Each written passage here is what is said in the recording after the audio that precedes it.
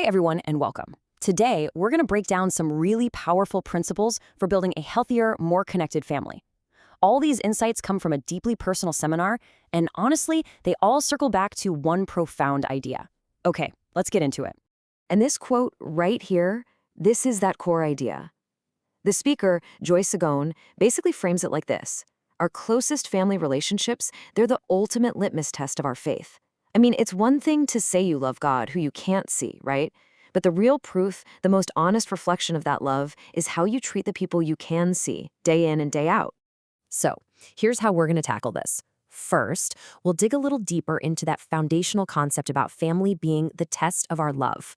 Then, we're going to see how it applies in a marriage and then in parenting. And stick around because we're going to land on the one single principle that unlocks real restoration for both.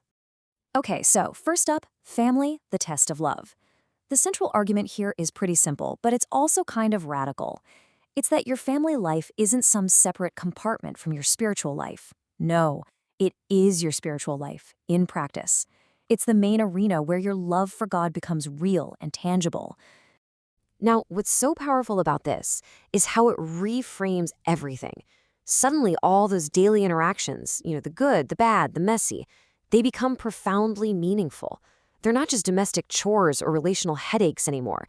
They are direct opportunities to actually live out what you believe.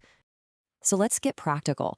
How does this whole idea look inside a marriage? Well, the source material boils it all down into 3 essential needs that are just crucial for a wife to feel loved and secure in that relationship. And here they are. You can think of them as 3 interconnected pillars. So first up is emotional intimacy. Now, this isn't about sex, it's about non-sexual affection. Things like warm words, a hug, giving someone your undivided attention. It's described as the emotional oxygen for the relationship, which I think is a great way to put it. Second, there's unwavering trust. And this goes way beyond just faithfulness.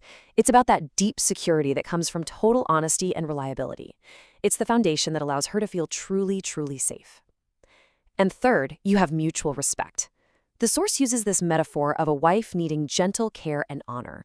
But, and this part is absolutely crucial, it also says that her ultimate fulfillment has to come from God, not from her husband.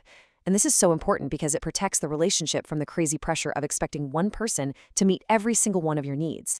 Okay, let's pivot now from marriage to the second big application, parenting. In this view, the primary goal isn't about controlling your kids or trying to make them perfect.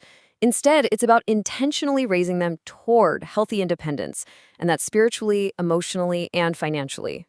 And this brings up a really important question for our time, doesn't it? When exactly does a child become an adult? The answer shows a major, major disconnect between ancient wisdom and our modern culture. And this slide just illustrates that disconnect perfectly. In ancient Jewish tradition, a child was formally recognized as an adult with a ceremony and everything around age 12 or 13. Now, compare that to modern society, where, adulthood is often delayed until after college or after you get a career started or sometimes even later. This gap is pointed to as a root cause of what people call the adult-child phenomenon, someone who's physically grown but is still dependent on their parents. So what's a parent to do? Well, the seminar offers this really powerful metaphor from the story of Abraham and Isaac. The idea is, just as Abraham was asked to place his son on the altar, parents are encouraged to spiritually offer their children to God when they hit those teen years. Now, this isn't about abandonment, not at all. It's an act of faith. It's about letting go of our own need to control and trusting that a higher power is guiding them into the adults they're meant to be. And this brings us to our final section, which is really the heart of the whole matter. We've talked about marriage and we've talked about parenting, but what is the one single principle that underpins true healing and restoration in any family relationship? It all comes down to this concept, which the speaker refers to in Korean as 자신이 죽는 것, or dying to oneself. And what that means is the active and, often very difficult decision to let go of your own plans, your ego, your personal desires, all for the good of the family. It's about surrendering your own agenda and trusting that God's plan for your family is better than your own. To illustrate this, the speaker shares a gripping personal story. After the birth of her 3rd child, she had a severe hemorrhage and came very close to death.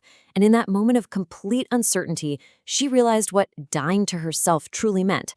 It wasn't about giving up on life, it was about giving up her tight grip on the future. It meant realizing that tomorrow isn't guaranteed, so the only thing that really matters is loving with everything you have right here, right now. And that leaves us with a final and pretty challenging question to reflect on. If dying to oneself is the key to all of this, then for true restoration in our own families, what is it that we need to let go of? What plan, what desire, what piece of our own ego is getting in the way?